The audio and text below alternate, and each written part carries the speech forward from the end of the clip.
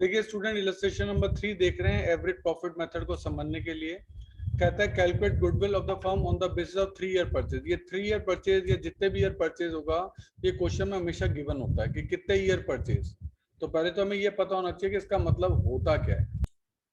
तो इसका मतलब है कि आने वाले कितने सालों तक आपका बिजनेस का प्रेजेंट प्रॉफिट मेंटेन रहेगा।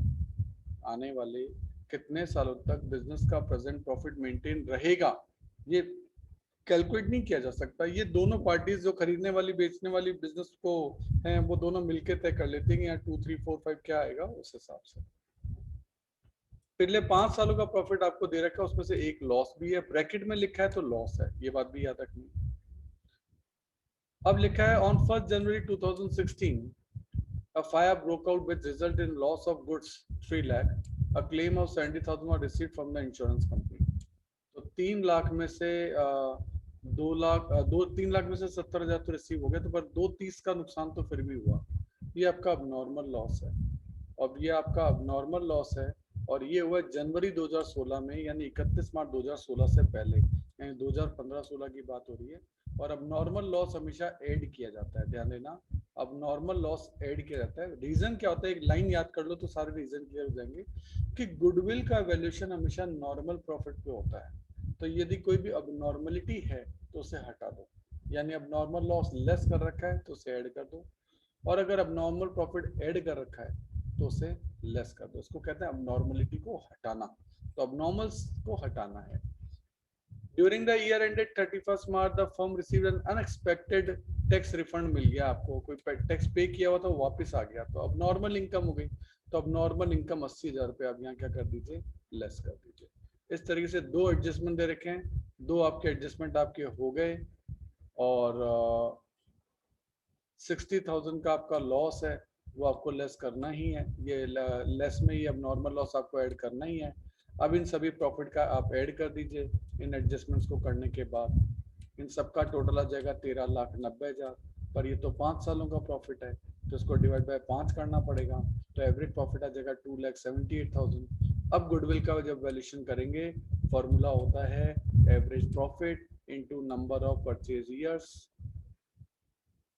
एवरेज प्रॉफिट आपका 2,78,000, और नंबर ऑफ परचेज ईयर आपने यहाँ देखे ही थे, नंबर ऑफ परचेज ईयर है 3 ईयर, तो ये 3 से मल्टीप्लाई कर दो, ये आपका आ गया गुडविल। इस तरह से सबसे पहले आपको प्रॉफिट्स में एडजस्टमेंट्स करने हैं, फिर उसका एवरेज निकालना है, और फिर गुडविल का वैल्यूएशन करना है।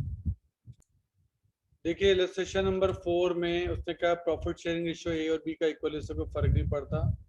वो सी को एडमिट करना चाहते हैं, इसके लिए गुडविल वैल्यूड की, और इस बार का नंबर ऑफ परचेज ईयर नहीं दिया। इस बार कहता है 150% of the average annual profit of last 5 year. 150% यानी 1.5 गुना हो गया एक तरीके से। 5 सालों के प्रॉफिट और लॉस दे रखे हैं, क्योंकि ये वाला लॉस है आपका। During the year ended an asset of original cost of 2 lakh, जिसकी बुक वैल्यू 150 थी, यानी 2 लाख की चीज पे 50,000 का डेप्शन लग गया, इसलिए उसकी बुक वैल्यू 150 थी। 150 की चीज 124 में बेच दी गई, यानी 26,000 का लॉस हो गया। ध्यान देना, बुक वैल्यू को हमेशा सेल वैल्यू से कंपेयर करते हैं, तभी प्रॉफिट लॉस निकलता है। तो 150 की चीज को 124 में बेच दिया तो 26,000 का लॉस हो गया। ये बिजनेस का लॉस नहीं है, ये एक फिक्स एसेट को बेचने का लॉस है, जो कि रूटीन चीज नहीं है। तो ये अब नॉर्मल लॉस कहलाएगा। तो ये 26,000 जो है वापस से ऐड किया जाएगा। ये ऐड सेल ऑफ एसेट पर जो लॉस हुआ वो आपने ऐड किया। एक कंप्यूटर आपने on 1 April computer costing 1 lakh पर परचेज, उसको गलती से हमने ट्रैवलिंग एक्सपेंसेस मान दिया, यानी खर्चा मान दिया, जबकि खर्चा थोड़ा है। तो पहली बात, इसको खर्चा नहीं माना जाना चाहिए था, इसको 1 लाख रुपए को वापस से ऐड करो। तो cost of computer wrongly charge to P&L, ये खर्चा गलती से मान दिया, पहली बात तो खर्चा नहीं है। अब ये खर्चा नहीं है तो ये क्या है, सर ये एसेट है। तो एसेट है तो उस पर डेप्रिसिएशन लगेगा। तो डेप्रिसिएशन कितना लगेगा, तो 20% डेप्रिसिएशन है। और 1 अप्रैल को खरीदा है, तो 1 लाख पे 20% होता है 20,000। 20,000 का खर्चा माना जाएगा डेप्रिसिएशन का, उसको लेस करना है। अगले साल यही एसेट 1 लाख में से 20% लेस होने पे बचेगी 80,000। अगले साल 80,000 पे 20% लगेगा, जो कि आएगा 16,000। तो अगले साल डेप्रिसिएशन 16,000 का लगा। इस तरीके से सारे एडजस्टमेंट एडलेस करके यहाँ लिख देंगे।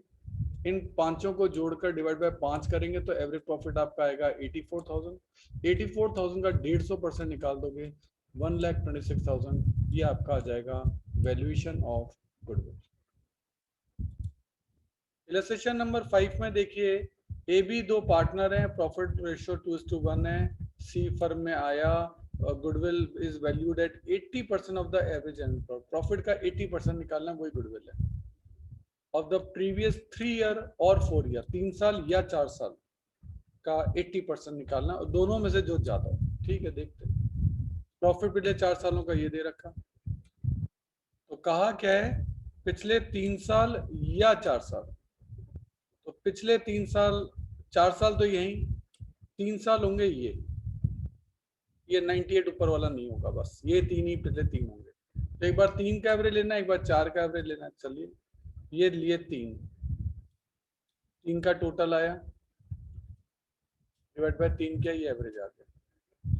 फिर ये लिए 4, अब के 98 भी ले लिया, ये लिए 4, इन चारों का एवरेज निकाल लिया, 93,500 आ गया। बोला दोनों में से जो ज्यादा हो, तो ज्यादा कौन सा है, 92 या 93, तो 93,500 ज्यादा है, तो 93,500 जो ज्यादा है उस पर आप रूल लगाएंगे 80% वाला, इसका 80% जो है वो आपका गुडविल हो जाएगा। तो गुडविल का आंसर यहाँ आएगा 27,800, सॉरी 74,800।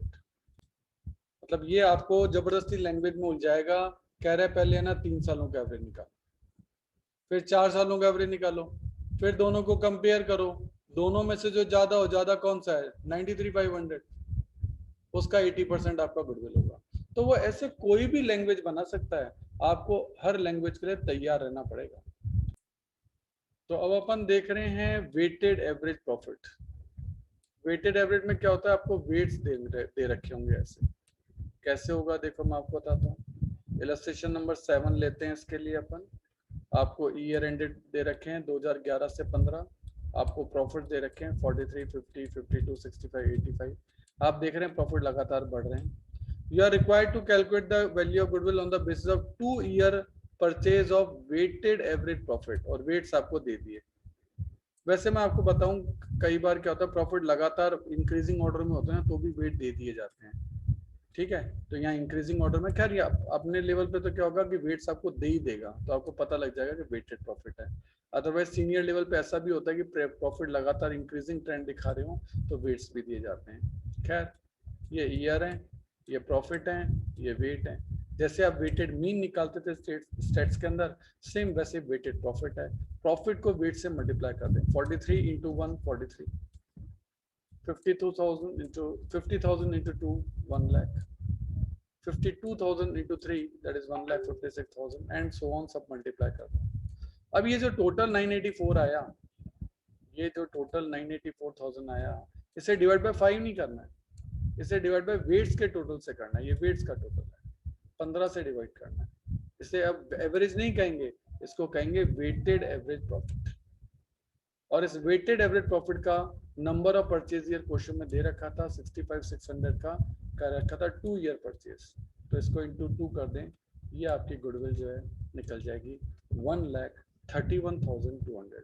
तो सबसे पहले प्रॉफिट लिखा, वेट लिखा, मल्टीप्लाई कर दिया, प्रोडक्ट निकल गया, that product divided by total of weights, weight is 15, तो ये आपका वेटेड एवरेज आ गया। वेटेड एवरेज को नंबर ऑफ परचेज ईयर से मल्टीप्लाई कर दिया और आपका गुडविल कैलकुलेट हो गया। तो ये होता है आपका वेटेड एवरेज प्रॉफिट।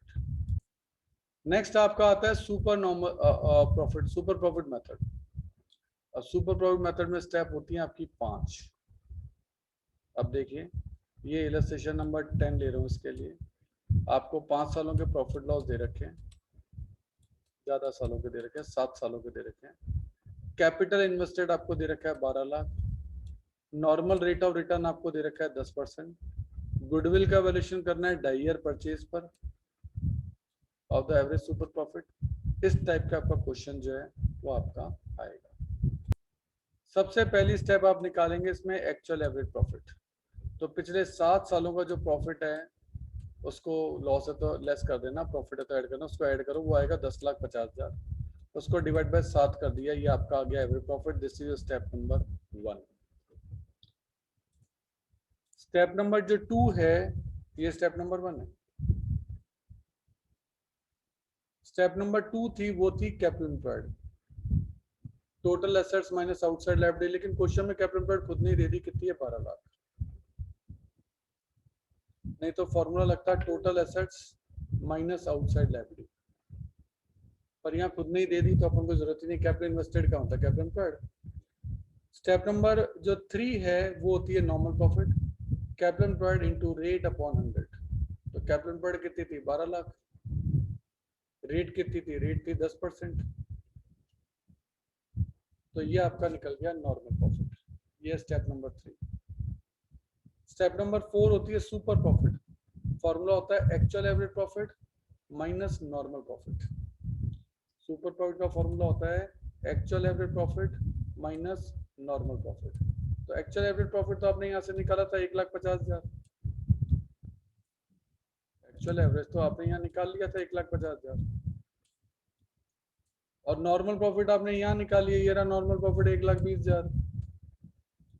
तो कहने का मतलब ये हुआ कि आपकी बिजनेस का एवरेज प्रॉफिट है 1,50,000, जबकि इस टाइप के नॉर्मल बिजनेस में जो नॉर्मल प्रॉफिट होता है वो होता है 1,20,000।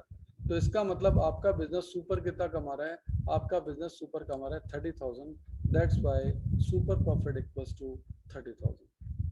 गुडविल के वैल्यूएशन के लिए आपको कहा था आपको 2.5 ईयर परचेज लेना है, तो इसीलिए इस 30,000 के सुपर प्रॉफिट को 2.5 ईयर यानी 2.5 से मल्टीप्लाई कर देंगे तो ये आपका गुडविल निकल जाएगा 75,000। तो ये 5 स्टेप हैं, ये 5 स्टेप हैं, इनको इसी ऑर्डर में चलाएंगे तो कंफ्यूजन नहीं होगा कभी। पहली स्टेप एक्चुअल एवरेज प्रॉफिट, दूसरी कैपिटल एम्प्लॉयड, तीसरी नॉर्मल प्रॉफिट, चौथी सुपर प्रॉफिट, और लास्ट 5th है valuation of goodwill. In 5 step को हमेशा इसी ऑर्डर में चलाना, चाहे क्वेश्चन में किसी भी ऑर्डर में दे दे। इस ऑर्डर में चलाने से फायदा ये होगा कि कुछ चीजों के कंफ्यूजन जो हैं वो आपके नहीं होंगे। देखो इलस्ट्रेशन नंबर 14 देख रहे हैं अभी अपन। Amit and Kartik are partner, ठीक है। They decided to admit Siddharth Saurabh purpose of the goodwill 4 year purchase of the super profit, ठीक है। ये बैलेंस शीट आपको दे रखी है, नॉर्मल रेट आपको दे रखी है, एवरेज प्रॉफिट खुद नहीं दे दिया तो चलो ये निकालने की जरूरत नहीं पड़ेगी। Calculate Saurabh share of goodwill, ये सीबीएसई 2018 में क्वेश्चन आया हुआ। अब देखो यहाँ कैपिटल एम्प्लॉयड निकालने के जो है 2 तरीके हो सकते हैं। एक तो हो सकता है total assets minus outside liability. तो टोटल एसेट तो ये सारी एसेट का टोटल ये रहा, कितना है 190, और आउटसाइड लायबिलिटीज में सिर्फ 2 ही हैं अगर आप देखेंगे, एक तो लोन और एक क्रेडिटर, यानी 25 + 5 30। तो 190 में से 30 गया तो ये आपका आ जाएगा 160, तो कैपिटल एम्प्लॉयड आपकी निकल जाएगी 160। एक तरीका तो ये है। दूसरा मैं कलर चेंज करता हूँ, दूसरा ये कैपिटल और रिजर्व्स को जोड़ दें तो भी कैपिटल एम्प्लॉयड निकल सकता है भाई। 140 + 20 160। तो अब आपको 2 फॉर्मूले सन में आ गए होंगे। एक फॉर्मूला है total assets minus outside liability, और दूसरा है कैपिटल प्लस रिजर्व। इन दोनों से कैपिटल एम्प्लॉयड निकलता है। इस क्वेश्चन की स्पेशलिटी यही है। खैर अपन को तो किसी एक से निकालना है, पर आपको पता होना चाहिए। अच्छा, एवरेज प्रॉफिट खुद ने निकाल दिया, स्टेप नंबर 1 तो यही हो गई। स्टेप नंबर 2 कैपिटल एम्प्लॉयड हो गई। Step number 3 normal profit, capital employed into rate upon 100। तो रेट आपको दे रखी है 12%, और कैपिटल एम्प्लॉयड आपने निकाली है 1,60,000, 1,60 का 12% 19,200, ये आपका आ गया नॉर्मल प्रॉफिट। सुपर प्रॉफिट निकलता है average minus normal, average minus normal. Average आपको दे रखा है 30 और नॉर्मल आपने निकाला 19,200, तो सुपर निकल गया 10,800, और गुडविल है उसका 4 ईयर परचेज, तो 10,800 इंटू 4 43,200, तो गुडविल का वैल्यूएशन निकल गया 43,200। लेकिन हमसे केवल गुडविल थोड़ा ना पूछिए, हमसे पूछा है calculate Saurabh share of goodwill. तो सौरभ का शेयर, सौरभ कितने शेयर के लिए आया था, इक्वल शेयर के लिए, यानी 1/3 शेयर के लिए आया था। 3 पार्टनर का इक्वल तो 1/3 ही होगा। तो सौरभ का शेयर हो गया 43,200 की जो गुडविल आपने निकाली थी उसका 1/3, यानी 14,400 रुपए के लिए सौरभ की जो गुडविल है उसका पार्ट निकलेगा 14,400, 14,400।